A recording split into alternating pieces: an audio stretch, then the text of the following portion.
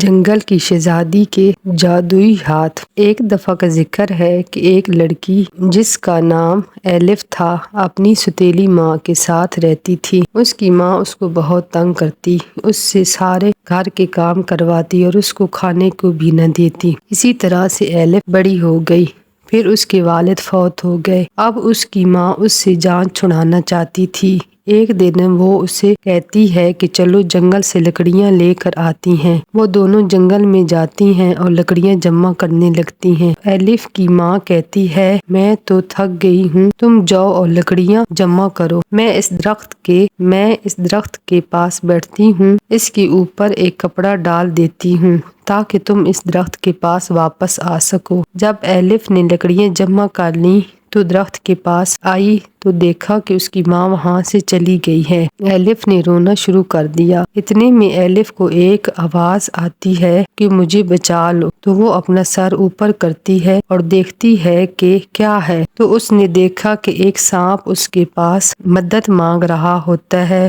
اس کو سانپ سے بہت ڈر لگتا ہے، پھر کہتی ہے کہ میں نے اس جنگل میں بھوک اور پیاس سے مر ہی جانا ہے تو اس کی مدد ہی کر دیتی ہوں۔ اس کو کہتی ہے تم میری گود میں آ کر بیٹھ جاؤ، تو سانپ اس کی گود میں بیٹھ جاتا ہے۔ اتنے میں کچھ سپیرے آتے ہیں اور کہتے ہیں کہ تم نے ایک سانپ تو نہیں دیکھا؟ ایلف کہتی ہے ہاں میں نے دیکھا ہے کہ وہ اس طرف کو جا رہا تھا، تو وہ سپیرے اس طرف چلے گئے۔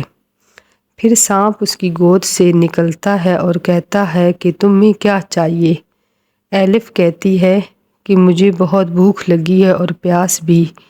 تو سانپ کہتا ہے کہ تم ہاتھ کھولو گی تو پانی آ جائے گا، تم ہاتھ بند کرو گی تو کھانا آ جائے گا۔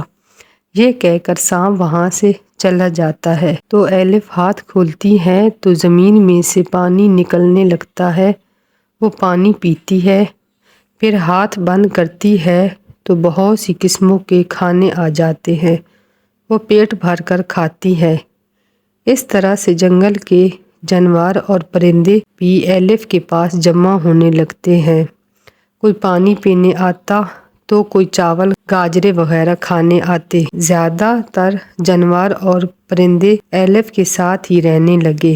پھر اس نے ان سب کے ساتھ مل کر ایک گھر بنایا۔ ایلف سارا دن جنگل کی سیر کرتی اور گانا گاتی پھرتی اور ہنسی خوشی رہنے لگی۔ ایک دن ایلف جنگل کی سیر کر رہی تھی تو اس کو ایک لڑکا ملا جو بہت زخمی تھا۔ ایلف ہرن سے کہتی ہے جاؤ اور ہاتھی کو بلا کر لاؤ کہ اس لڑکے کو اٹھا کر گھر لے جائے۔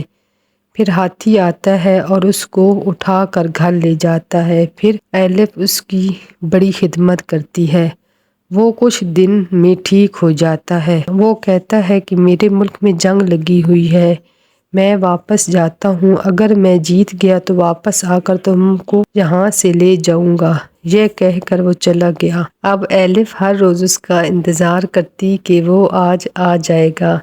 اسی طرح سے کچھ وقت گزر جاتا ہے۔ ایک دن فاختہ اڑتی اڑتی آتی ہے اور کہتی ہے کہ وہ لڑکا آ رہا ہے۔ ایلف بہت خوش ہو جاتی ہے، وہ اس کو وہاں سے لے جانے کے لیے آتا ہے تو وہ سب سے کہتی ہے تم سب کا شکریہ، میں تم سے ملنے آتی رہوں گی۔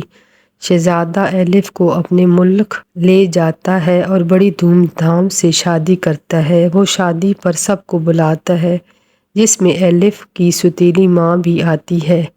جب وہ دیکھتی ہے کہ یہ تو اس کی سوتیلی بیٹی ایلف ہے، یہ مری نہیں زندہ ہے اور شہزادی بن گئی ہے، تو وہ کہتی ہے کاش میں اس کے ساتھ اتنا برا سلوک نہ کرتی تو میں بھی اس کے ساتھ محل میں رہتی۔ پھر وہاں سے چلی گئی اور ایلف شہزادے کے ساتھ محل میں رہنے لگی۔